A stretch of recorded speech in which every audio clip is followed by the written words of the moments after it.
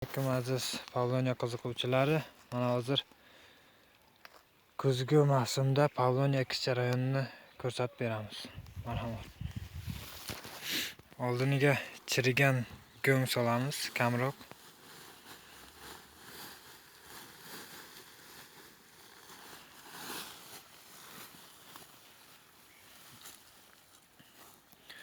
Undan keyin tuproq bilan aralashtirib tashlash kerak go'ngni.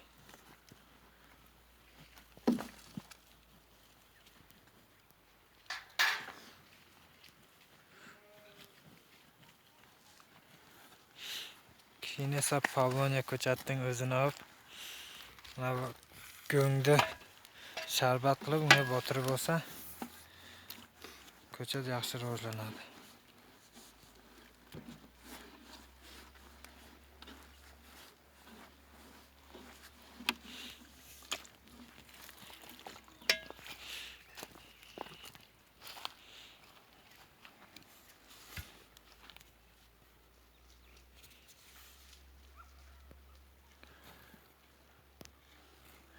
Endi tuproq tashlaymiz.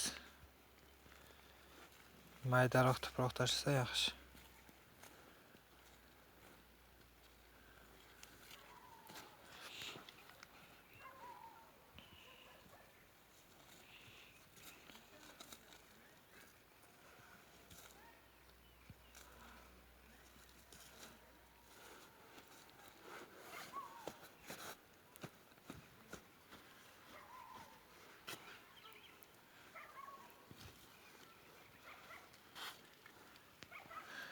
Unda silkitib qo'ysa, tomir yaxshi joylashadi.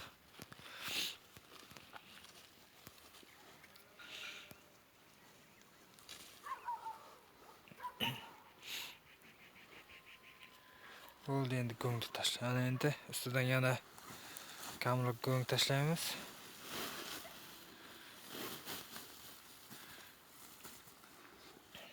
Go'ngni joyib, chirigan go'ng.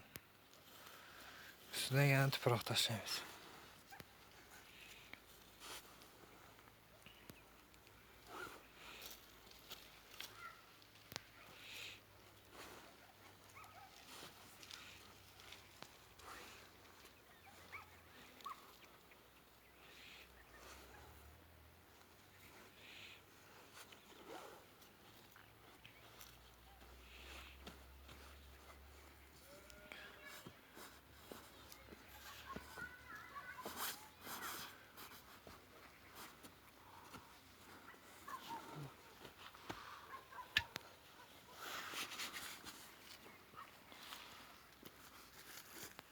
Katman bilan anavidan tuproq to'ldirdi hali. Polni bunga o'xshadi.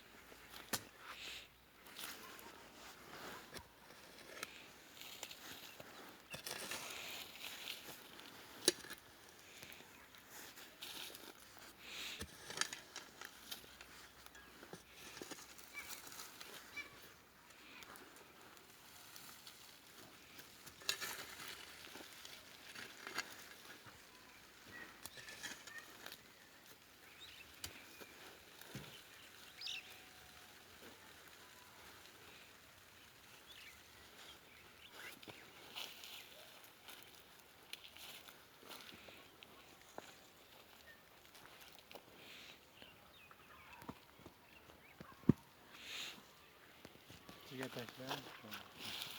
İçiga tashla.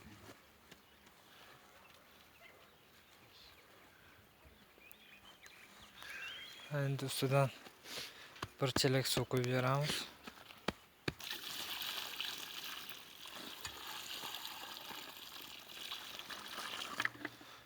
Tamam.